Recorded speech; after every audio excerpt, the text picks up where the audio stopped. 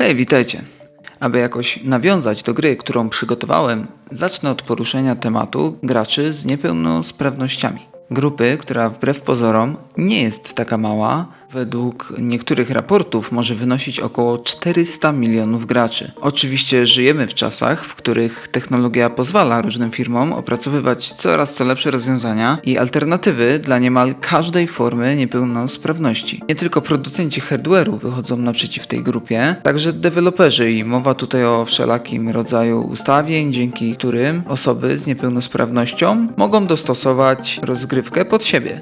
I tak otrzymujemy takie opcje jak napisy dla niesłyszących, ustawienia dla osób ze ślepotą barw, a nawet opcje dotyczące wszelakich fobii. Już samo to brzmi świetnie, a mimo to co roku deweloperzy potrafią zaskoczyć nas coraz to większą ilością ustawień, co tylko pokazuje nam, że gracze niepełnosprawni są grupą równie ważną w oczach deweloperów i wydawców gier, co gracze bez niepełnosprawności. No okej, już prawie mam wstęp, powiedziałem w wielkim skrócie o hardware'ze, ustawieniach. Warto więc przejść do samych gier. Gier, które ukazują niepełnosprawność poprzez dodanie do gry postaci, która jej doświadcza. Najczęściej są to jakieś proste zabiegi, które jedynie pokazują postać na przykład z różnego rodzaju protezami, które nie wpływają na samą rozgrywkę lub nawet sprawiają, że dana postać jest dzięki temu silniejsza. Jednak twórcy przechodzą samych siebie, tak jak było to na przykład w przypadku Kenjiego Eno i jego studia Warp, które to w czasach piątej generacji konsol przygotował grę różniącą się od wszystkich ówczesnych tytułów.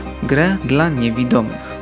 Real Sound Kaze no Regret była unikalna nie tylko ze względu na grono graczy, do jakiego była skierowana, ale też ze względu na dosłowny brak grafiki. Cała mechanika gry opierała się na muzyce, dźwiękach i dialogu, a sam manual do gry napisany był w Braille'u. Od tamtego momentu na przestrzeni lat pojawiały się różne tytuły starające się ukazać temat niepełnosprawności i tak przychodzi nam zmierzyć się z tytułem wydanym przez Square Enix w listopadzie 2018 roku na PC-ty i PlayStation 4. Tytułem, który w samym swoim założeniu wzbudził we mnie niemałe zainteresowanie. W trailerach i pierwszych artykułach o nim traktujących wyglądał naprawdę świetnie i niemal aż do momentu ukończenia gry byłem skory bronić go za wszelką cenę ze względu na to, jak ciekawy koncept przedstawiał.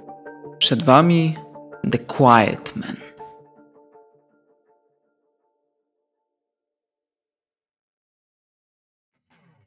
Gra to niemal klasyczny beat'em up w środowisku 3D i mechaniką walki, która przywodzi na myśl tą zawartą w serii gier Yakuza. To, co wyróżnia grę od dziesiątek podobnych tytułów, to cutscenki stworzone na silniku gry, przeplatające się ze scenkami z aktorami, co w mojej opinii było świetnym pomysłem nadających świeżego powiewu i jednocześnie nadającym nutkę lat 90. Oczywiście to nie wszystko, co przygotowali dla nas ludzie z Human Head Studios. Wisienką na torcie i jednocześnie rzeczą, która miała odróżniać ten tytuł od reszty, jest niepełnosprawność bohatera, którym przyjdzie nam sterować. Jest on bowiem głuchy i tak jak możecie się domyślać, przez praktycznie całą grę nie usłyszymy ani jednego dialogu. Aspekt ten rozwinę w rozdziale o fabule. Wróćmy jednak do walki, bo przecież gatunek beat'em upów polega w głównej mierze na walce, prawda? Jak więc walkę rozwiązali nasi dzielni deweloperzy? Na wstępie tego rozdziału porównałem ją do tej z Yakuzy. I nic dziwnego, bowiem system walki był opracowywany wraz z panem Tatsuro Koike, czyli osobą odpowiedzialną właśnie za stworzenie walki w serii Yakuza. Zacznijmy od tego, że postać obdarzono oczywiście czymś na rodzaj auto-aimu, czyli to konsola stwierdza, kogo zaatakujemy po wychyleniu gajgi, co skutecznie przeszkadza w prowadzeniu jakkolwiek przemyślanej eliminacji oponentów. Podobnie niezrozumiałe jest to, jak wykonano mechanikę uników. Uników możemy w sumie wykonywać dwa rodzaje. Dla łatwości w opisaniu ich nazwijmy je statycznymi i dynamicznymi. Zacznę od tych dynamicznych. czyli powszechniej zwanymi ślizgami, swipe'ami, jak zwał. Wszyscy je znają i wiedzą, jak przydatne są w wielu momentach walki, szczególnie w grach dynamicznych. Jak wiele potrafią wnieść do dynamiki rozgrywki, jeśli są wykonane dobrze. No właśnie, dobrze.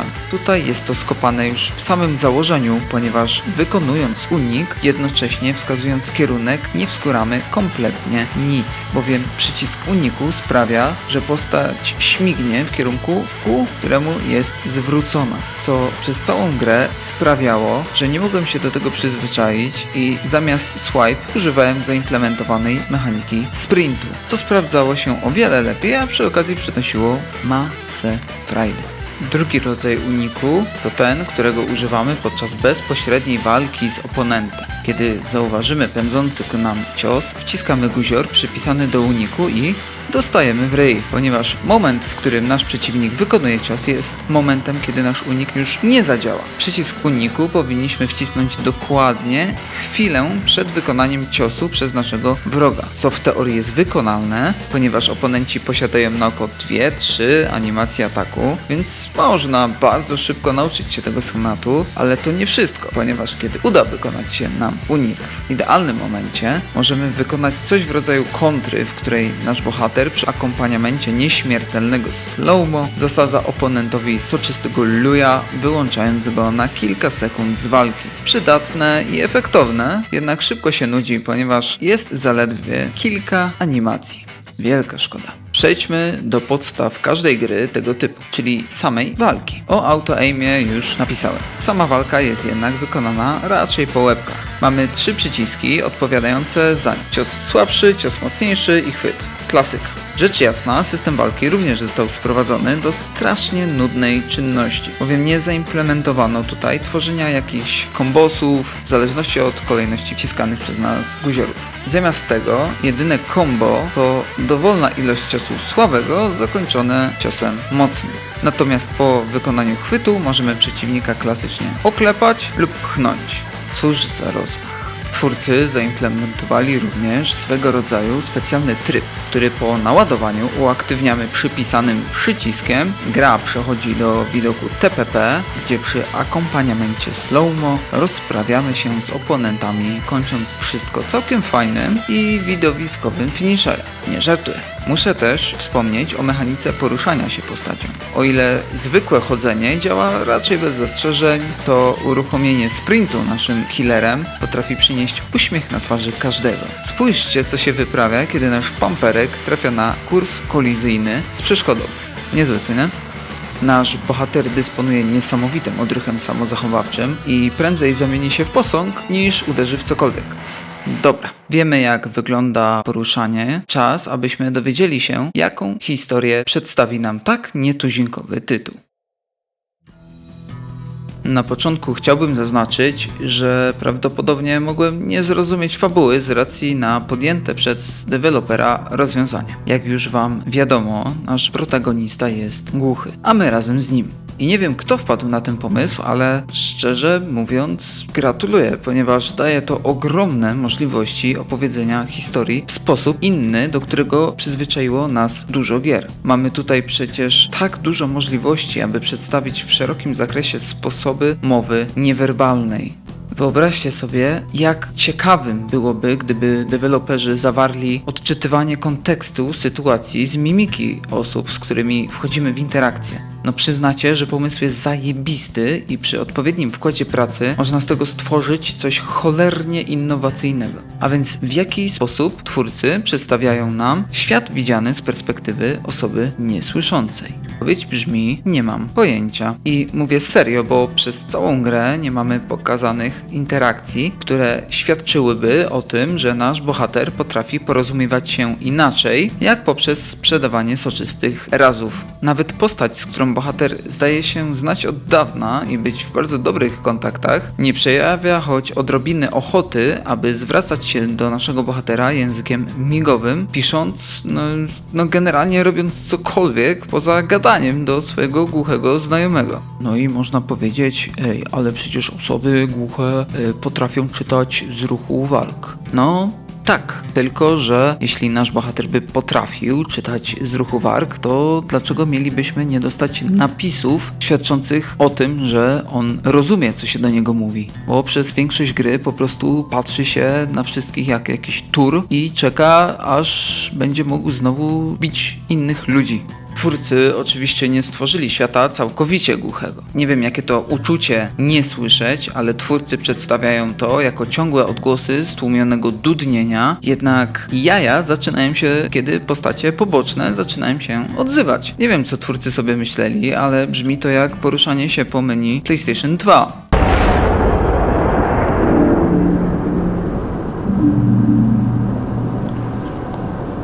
Dobra, oderwałem się od tematu. Fabuła. Nasz główny bohater Dane, prowadzony tropem zaginionej piosenkarki, odkrywa intrygę, w którą zamieszany jest jego przyjaciel i tajemniczy, zamaskowany ktoś. Podczas odkrywania głównej fabuły otrzymujemy coś na wzór retrospekcji z czasów młodości Dane'a. Na drodze protagonisty oczywiście staje cała masa bandziorów, a w trakcie tej bardzo krótkiej historii otrzymujemy aż 2 plot twisty.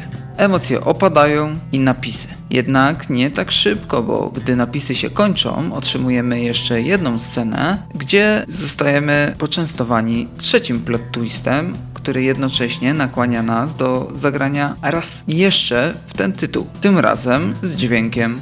A więc czy fabuła jest? Jest. Z tym, że zabrakło tutaj postaci, chociażby jednej, którą można by polubić. Za dużo pomysłów na tak krótką grę i tak prostą grę. I co najsmutniejsze, zbyt dużo zmarnowanego potencjału. Jednak nie wszystko stracone, bo została jeszcze do omówienia. Wiecie co? Tutaj odwalono naprawdę dobrą robotę. Rzecz jasna jak na budżet, który widać był raczej skromny, ale mimo wszystko postaci wyglądają dobrze, poszczególne detale otoczenia nie ranią oczu. W tej kwestii jest serio nie najgorzej. To co już nie jest dobre, to spieprzona kolizja obiektów, przez którą zbierałem nieraz ciosy wyprowadzone od postaci, która była zasłonięta przedmiotem bądź inną postacią. A propos postaci, które spotkamy w grze, jest tutaj bardzo widoczna powtarzalność modeli. W tak krótkiej i zamkniętej w swojej prostocie grze widać od razu, i to już w drugiej lokalizacji, gdzie orientujemy się, że do końca samej gry będziemy przedzierać się przez armię klonów. Gra aktorska jest jaka jest, raczej taki poziom telenowel niż trudnych spraw, więc nie wypada tak źle, ale czasami bywa naprawdę śmiesznie. Na specjalną nagrodę zasługują scenki, które oglądamy za każdym razem, kiedy zginiemy. Nie wiem, kto to wymyślił, ale serio powinien dostać zakaz pracy przy grach. Za pierwszym razem może i było to w jakiś tam sposób ciekawe, ale kiedy na przykład tak jak ja zawiesicie się przy jednej lokacji, staje się to niesamowicie irytujące, ponieważ nie można ich nawet skipnąć. Pomimo tych kilku wad, wszystkie scenki z aktorami wypadają naprawdę fajnie i nie będę rozwodził się nad designem głównego bohatera, bo to nie zmienia niczego w tym tytule. Jednak faktycznie pamperek, którym przychodzi nam sterować, jest podobny do aktora, dzięki czemu nie cierpimy tak bardzo podczas zmiany trybów z grafiki 3D na aktorów. Animacje postaci przez większość czasu są w miarę płynne, a przynajmniej na tyle, aby nie przeszkadzały podczas rozgrywki. Miasto wygląda ok i czuć przez większość gry, że miejsca, które odwiedzamy, to ciężko patologiczna część tego miasta. Wszystko wydaje się pod tym względem działać, zawsze wiemy dokąd iść dzięki prostemu oznaczeniu na ekranie. Brak HUD zdecydowanie poprawia komfort grania. Ciekawym smaczkiem jest widoczność obrażeń zadanych przeciwnikowi. Jasne, jest to prosta podmiana tekstury na coraz to mocniej okrwawioną twarz, ale i tak robi wrażenie, a w ferworze walki pomaga znacznie przy wybieraniu oponentów do lania. 3 aspekty omówione. Przejdźmy do... Zanim przejdę do oceny, chciałbym tylko podkreślić, że tym razem naprawdę chciałem bronić ten tytuł. I osoby, które były wtedy ze mną na streamie, mogły zobaczyć, jak zainteresowanie i zaciekawienie tytułem zamienia się w niedowierzanie i irytację. Szczególnie jedna z ostatnich lokacji, przez którą prawie mi psycha siadła. I powiem tylko tyle. Cholera, bardzo szkoda, że to nie wyszło, bo gra serio miała ogromny potencjał, aby stać się może nie tytułem wybitnym, ale co najmniej tytułem, który będzie zapamiętany na długie lata. Niestety zamiast tego otrzymujemy całą masę koncepcji, czym ten tytuł ma być i absolutne minimum pomysłu, jak to zrealizować. A widać to praktycznie na każdym kroku, że ten tytuł zwyczajnie przerósł twórców nie tyle pod względem technicznym, ile pod względem kreatywnym. Jednak czy sama gra daje frajdę i mógłbym ją komuś polecić? Nie. Zbyt dużo rzeczy, które brzmią tutaj ciekawie, jest zwyczajnie spartolone i nie spełnia żadnych oczekiwań. Gra jest krótka, około 2-3 godziny, co przy koszcie około 50 zł zdecydowanie sprawia, że jeszcze bardziej nie zasługuje na uwagę. Jeśli chcecie jednak spróbować, to poczekajcie, aż cena spadnie do jakichś 10, max 20 zł i sami przekonajcie się, czy tak ciekawie brzmiący tytuł faktycznie spełnia wasze jakieś wymagania, czy nie spełnia. Wtedy przynajmniej nie będziecie aż tak źli na siebie. Mimo wszystko lepiej już zainwestować w fajniejsze beat'em-upy. The Quiet Man zgarnia ocenę 3,5 na 10 za sam wstępny zamysł i koncept. No i może te cutscenki z aktorami, bo to fajnie przywodzi mi na myśl lata 90. Mówił do was Jasej. Do następnego. Trzymajcie się. Nara. Yeah, we want retribution.